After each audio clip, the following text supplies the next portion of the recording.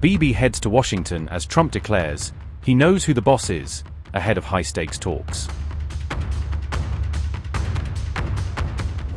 Who's really in charge? Trump's latest remarks send a pointed message to Netanyahu before White House meeting. Trump's reminder to Netanyahu, he knows who the boss is as pressure mounts over Middle East strategy.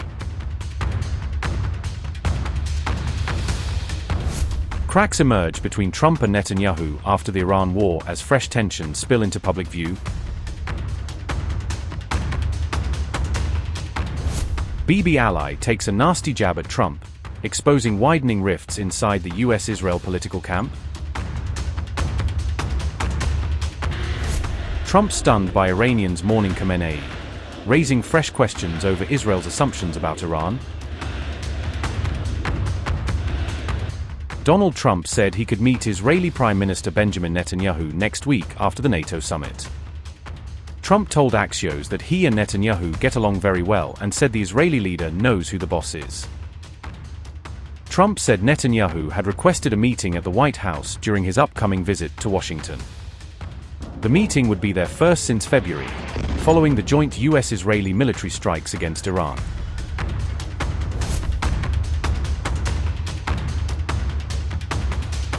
Trump said he was closely monitoring the funeral ceremonies for Iran's late Supreme Leader Ali Khamenei. He claimed Iran was begging to make a deal after the recent U.S.-Israeli military campaign against Tehran. Trump said negotiations were paused during the mourning period and claimed both sides avoided strikes during the funeral. Trump also questioned the public displays of mourning, suggesting the tears seen at Khamenei's funeral maybe were fake. Axios reported, and I quote, Trump claimed the Iranians are begging to make a deal, but said both sides decided to take a week off from the talks until the events around Khamenei's funeral end. In the meantime, he said, neither side will shoot at the other. They are all there. One shot and we can take them all out. But we are not going to do that because then we would have nobody to negotiate with, Trump said. He added that he was surprised to see some Iranians crying at the funeral, saying he thought people hated Khamenei. Maybe it's fake tears, Trump mused. Unquote.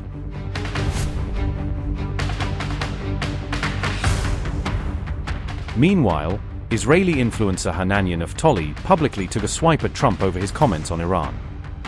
Naftali rejected Trump's claims of showing restraint during Iran's official mourning period after Khamenei's death. He argued that leaders who believe they must be kind to their enemies are unfit to lead a country.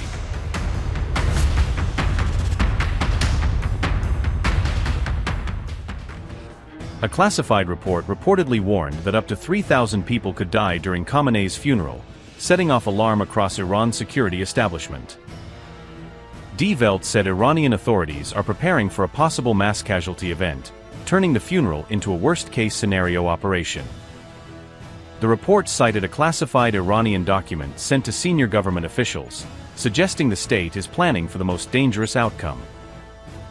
Authorities have reportedly drawn up emergency plans for a worst-case scenario, fearing the crowds could spiral out of control. The document allegedly projects 1,500 to 3,000 possible deaths during the ceremonies, a staggering figure that has intensified concern. The claims have not been independently verified by other news organizations, so the reported figures remain unconfirmed. A special unit has reportedly been created to manage the dead and missing if disaster strikes during the funeral events. Thousands of graves have reportedly been prepared at Tehran's Behesht Zahra cemetery, in case the situation turns fatal. A municipal employee claimed the prepared graves already exist and are ready if needed, adding to the shock around the report. Officials reportedly fear huge crowds and extreme heat could trigger a deadly disaster, especially as thousands gather for the ceremonies. Funeral ceremonies are expected to continue across Iran and Iraq over several days, stretching the security challenge across borders. Khamenei is scheduled to be buried in Mashhad after the week-long funeral, marking the end of the state mourning process.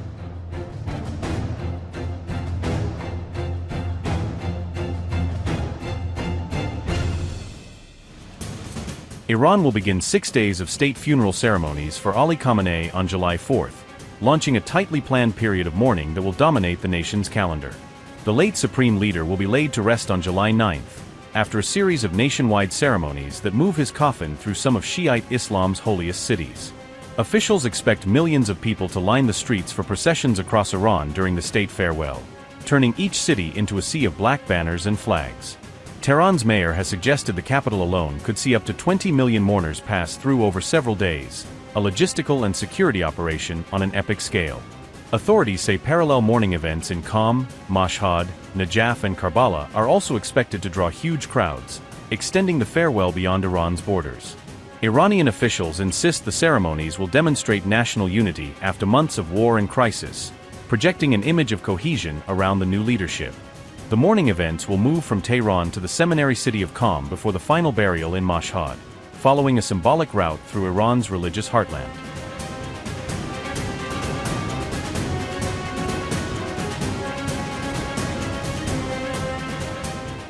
The state funeral is widely seen as Mojtaba Khamenei's first major test as supreme leader, setting the tone for how he will handle both symbolism and security.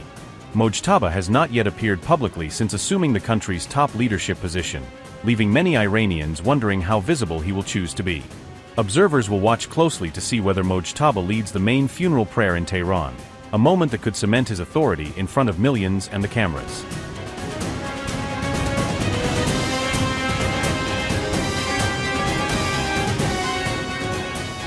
The IRGC has intensified ground, naval, and air force deployments to secure the funeral ceremonies from any threat.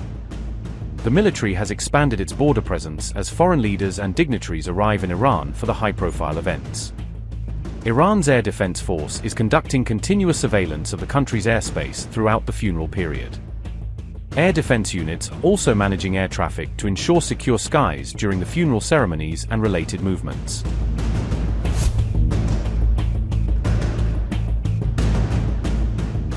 Iran's police chief said 265,000 troops have been mobilized to secure Khamenei's funeral, turning the ceremony into a massive security operation. Iran's Air Force and Navy remain on full operational alert throughout the ceremonies, with defenses locked in from start to finish. Army helicopter units are also on full readiness to support air traffic and respond to any emergency that may arise. Those helicopter units are coordinating with relief agencies for medical evacuation and rescue operations if the situation turns critical. Amid all this, Iran has warned the U.S. and Israel against any attack ahead of Khamenei's state funeral. A top Iranian commander said any U.S. or Israeli strike would trigger harsh retaliation, raising the stakes even higher. Iran's Ali Abdullahi has challenged the U.S. and Israel with a blunt warning ahead of Khamenei's funeral, and I quote, "We warn the enemies of Iran, especially the US and the Zionist regime, Israel, to avoid any miscalculation and to think about the harsh retaliation our armed forces would make to any threat and aggression against our country."